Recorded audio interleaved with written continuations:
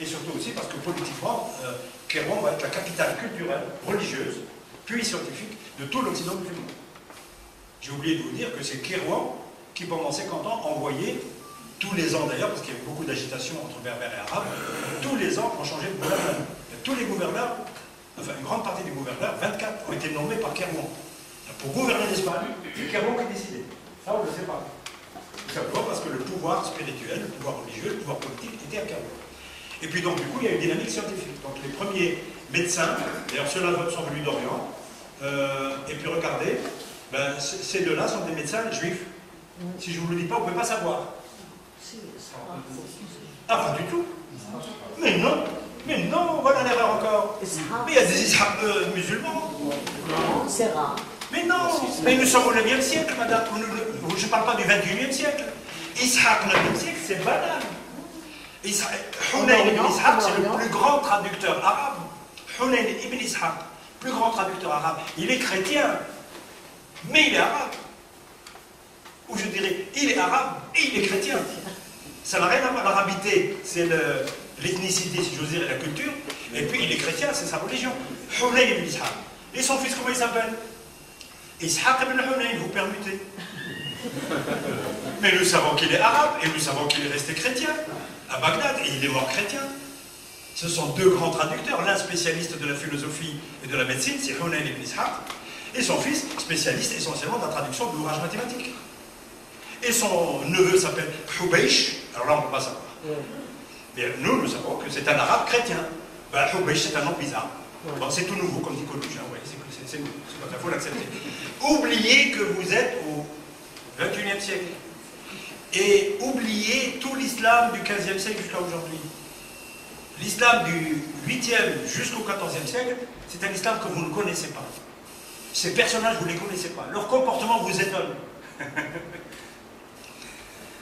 Et regardez ici, donc l'astronomie, elle est développée, et puis les mathématiques commencent à devenir des mathématiques qui ne sont pas seulement liées aux héritages. Kitab al-Hisab al-Hindi, livre sur le calcul indien.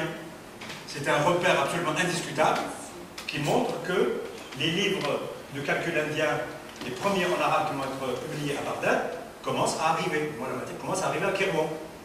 Or, le premier, nous savons qui l'a publié. C'est Al-Khwarizmi, Mohammed ibn Moussa Al-Khwarizmi. C'est un persan, musulman d'origine persane. Et vous remarquerez, le nom est complètement arabisé. Mohammed ibn Moussa, alors que les persans ont des prénoms qui sont très jolis d'ailleurs, mais qui sont différents. Et donc il y a une arabisation aussi du côté de l'Orient, hein, j'ai oublié de dire. L'arabisation au niveau des noms. Pourquoi? Mais pour l'intégration, pardi. Que font beaucoup de familles françaises d'origine musulmane aujourd'hui? Ben, elles sont entrées dans un processus d'intégration par les noms aussi.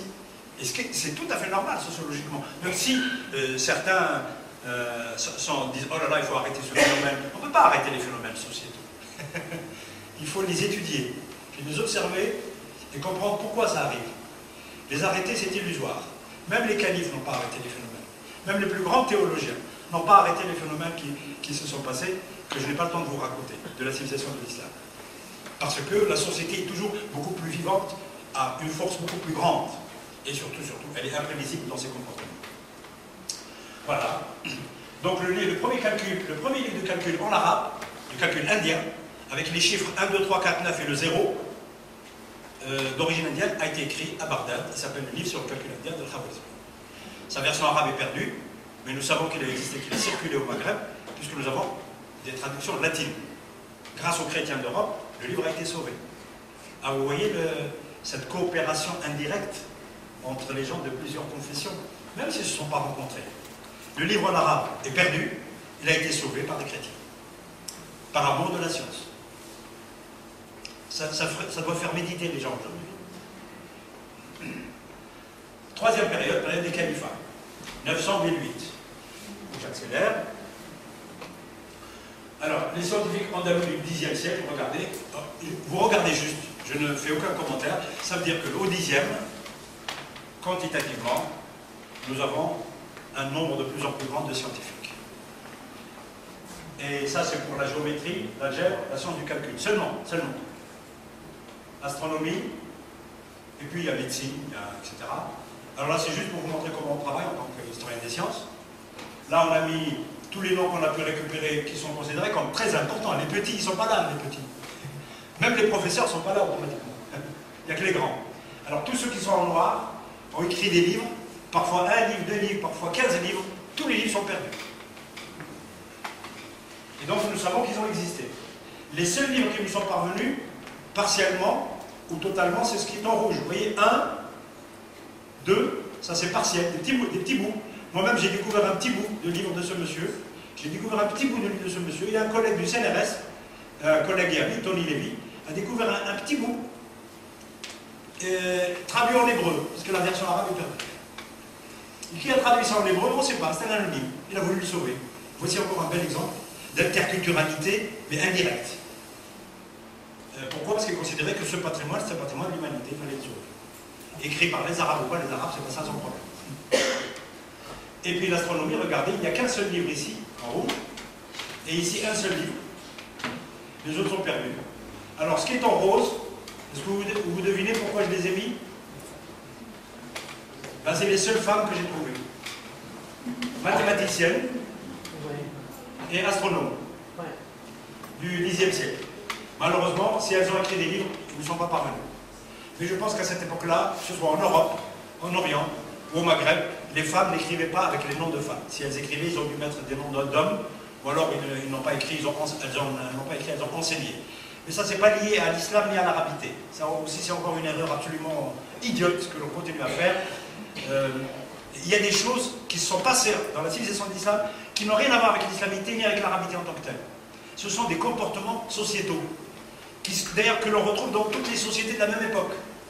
C'est-à-dire que, si j'ose dire, pour vous faire rigoler, toutes les sociétés de l'époque avaient le chador. Voilà. Mais le chador n'a pas été décrété en tant que tel. Il y a une phrase du Coran, mais on peut l'interpréter, puisqu'il y a des gens qui n'ont jamais mis le chador au Maghreb qui étaient de très bons musulmans. Mais vraiment jamais mis le chador. Mais qui ont été enterrés musulmans, qui ont toujours vécu et convaincus qu'ils étaient très bons musulmans, et surtout on n'allait pas leur dire qu'ils n'étaient pas bons musulmans. Or, leurs ancêtres, avant d'être musulmans, étaient chrétiens. Ils avaient aussi le chador. Et ils ont été enterrés chrétiens. Et ne leur dites pas qu'ils ne sont pas de bons croyants. Voilà. Donc il faut relativiser le regard sur l'histoire, et même sur l'histoire des religions. Surtout au Maghreb. Le Maghreb, c'est un très bel exemple de cette leçon de diversité à la fois religieuse, culturelle, linguistique. Mais on ne le dit pas assez.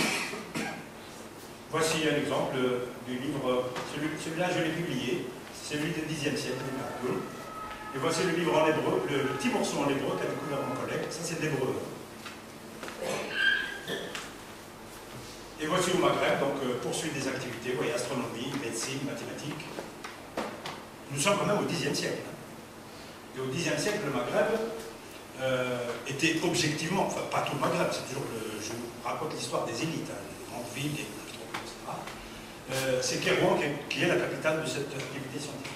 Les autres villes n'ont pas encore atteint le niveau, disons, international. Ça existe. Hein. Fès existe, Tlemcen existe, Béjaïa existe, mais non pas encore. Marrakech n'existe pas encore. Vous voyez, T'avais des principautés, Catherine terrestre. Voici au Maghreb quelques savants.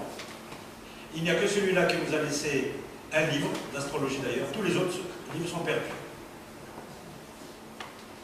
En Andalous, vous voyez, le nombre est plus grand, mais surtout, le niveau est plus élevé. Alors là, nous sommes au XIe siècle.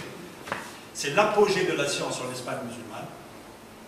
L'apogée de la science au Maghreb va venir après, parce que chaque région de l'Empire a son moment, si vous voulez, sa phase de grand développement. Et donc ici, vous avez de très grands noms. Ici, en astronomie, en trigonométrie, discipline d'ailleurs inventée au pays d'Islam, en Orient. Regardez l'agronomie, par exemple là, vous voyez plus d'agronomes en Andalous qu'en Orient. L'Andalousie va se spécialiser dans une discipline qui est l'agronomie, et à la fois sur le plan théorique, publication du livre, et sur le plan pratique.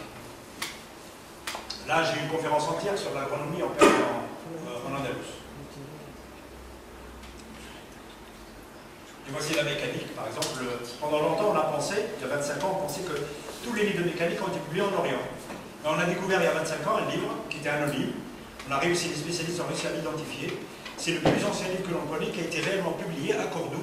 Et nous savons maintenant que la mécanique, c'est-à-dire les automates, les systèmes hydrauliques, etc., ont été développées, les horloges, ce qu'on appelle les clepsydres, ont été développées aussi en Andalus. Bref, ça veut dire que l'Andalus, cette petite région de l'Occident musulman, avait, au XIe siècle, atteint le niveau international de Bagdad et du centre de l'Empire, et même dans certaines disciplines, elle va le dépasser. Et ça signifie quoi? Ça veut dire que l'Empire musulman, par son ouverture des frontières, par la diffusion, grâce à la langue arabe et au papier, du savoir, il y a eu rapidement, relativement rapidement, unification du niveau du savoir de Samarcande à Saragosse, à tel point qu'on pouvait avoir des pôles scientifiques dans tous les coins de l'Empire qui vont atteindre le même niveau que celui de Bagdad. Bagdad avait une avance au 9e, un peu au début au 10e, et puis après, certaines villes vont absolument atteindre le niveau de Bagdad. Le Caire, Marrakech, Cordoue bien sûr, Ispahan, Samarcande. Voici l'exemple d'un mathématicien, vous voyez, qui était roi à Saragosse. Il avait un petit royaume, nous sommes au XIe siècle. Il a un château qui existe toujours, vous pouvez le visiter si vous allez à Saragosse. Vous demandez de visiter le château de Al-Ja'fariya. Et il est très beau d'ailleurs. Et bien, il a écrit un livre qui était perdu jusqu'à il y a 20 ans. Et je l'ai découvert avec un de mes collègues hollandais. Et on a mis 15 ans pour essayer de reconstituer uniquement la première partie du livre, parce que la deuxième partie, nous pensons qu'elle est perdue définitivement. Mais la première partie qu'on a découverte après 15 ans de recherche, eh bien, elle fait déjà 500 pages. On l'a reconstituée complètement. Je vous répondrai après. Ça, c'est l'histoire ingrate du chercheur. Parce que je passe mon temps à chercher, pas à faire des conférences. Je suis plutôt à la bibliothèque. Et maintenant, j'ai de moins en moins de temps de chercher parce qu'on m'invite beaucoup, parce qu'à cause de l'âge, je suis retraité, je suis professeur émérite. Donc je n'ai plus d'enseignement, parce que je l'ai dit trop vite, et on m'invite pour faire des conférences. Et en plus, je dois garder ma petite fille. Et donc, sans parler des autres petites filles, petits garçons, parce qu'ils sont grands, ceux-là. Mais il y en a d'autres qui vont arriver. Donc ça va être... le ciel se noircit pour mon avenir de retraité. Et je fais de moins en moins de recherches parce que je n'ai pas le temps. Mais rassurez-vous, j'ai exhumé des manuscrits qui sont en cachette dans ma bibliothèque. Et dès qu'on m'invite dans un colloque, je leur donne un sujet nouveau parce que j'ai des manuscrits que les gens ne connaissent pas. Voilà. Donc ils connaissent parfois l'existence, mais ils ne connaissent pas la valeur du contenu. Et voici deux messieurs très sympathiques qui étaient des jeunes, qui vont être des jeunes à 18 ans, 19 ans, ils vont être des créateurs. Ibn Khalaf a inventé un nouvel instrument qui s'appelle l'astrolabe universel, et Zarqani va l'améliorer. Donc c'est l'astrolabe universel, et voici l'instrument. Ce n'est pas l'astrolabe classique. L'astrolabe classique est très compliqué déjà, mais l'astrolabe classique a été inventé par les Grecs, amélioré par les Arabes d'Orient, les musulmans d'Orient au sens général du terme. Et celui-là est une invention réellement, c'est l'amélioration de l'astrolabe classique. Et ça a été fait, l'amélioration à Cordoue, par ce monsieur d'abord qui était inconnu, puis par ce monsieur. Regardez, par exemple, celui-là, il a l'air d'être arabe, Ibn Khalaf. Mais tout simplement parce qu'il est fils de Khalaf. Hein, c'est tout. Mais celui-là, à Zarqani, ça n'en sait plus rien. Parce que Zarqani, si vous faites l'analyse, Zarqani, Zarqa, bleu, les yeux bleus, sa maman a les yeux bleus, peut-être, son père, donc du coup, les yeux bleus, peut être berbère, peut-être un Visigoth. Ce sont des gens qui sont venus du Nord. Bref, ça se mélange déjà. Nous sommes au 11e. Hein. Et on l'appelle Zarqani parce que vraiment, il avait, paraît-il, c'était un bel homme et qu'il avait de très beaux yeux bleus. Voilà. Et voici Ibn Mu'adh, qui a écrit des livres, en particulier ce livre-là, qui est du côté nous est parvenu, Livre des arcs inconnus de la sphère, qui est le premier auteur à avoir publié un livre de trigonométrie en Occident musulman. Enfin, la période des empires. Alors là, la période des empires, c'est une période où, si vous voulez, la première période de l'Occident musulman, c'est la période où le Maghreb et l'Espagne dépendaient de Bagdad. Plus ou moins. La deuxième période, les Maghrébins et les Andalous se libèrent de Bagdad. Et donc avec des pouvoirs locaux, plus ou moins importants. Mais certains continuent à avoir de l'allégeance, mais les pouvoirs sont éclatés, parce qu'il n'y a pas assez de force pour unifier tout le monde. La troisième grande phase de l'histoire de l'Occident musulman, c'est qu'il va y avoir deux pouvoirs très importants, les Almoravides et les Almohades, à partir du XIe siècle, qui vont créer une puissance régionale pour la première fois, qui va pratiquement contrôler la moitié de la Méditerranée, tout le sud de l'Europe d'une manière indirecte, pour des raisons commerciales, toute la péninsule ibérique, tout le Maghreb et l'Afrique subsaharienne. Les Almoravides, de 1073 à 1146, et puis l'autre période, c'est les Almohades. Ce sont deux pouvoirs totalement berbères. c'est dans leur origine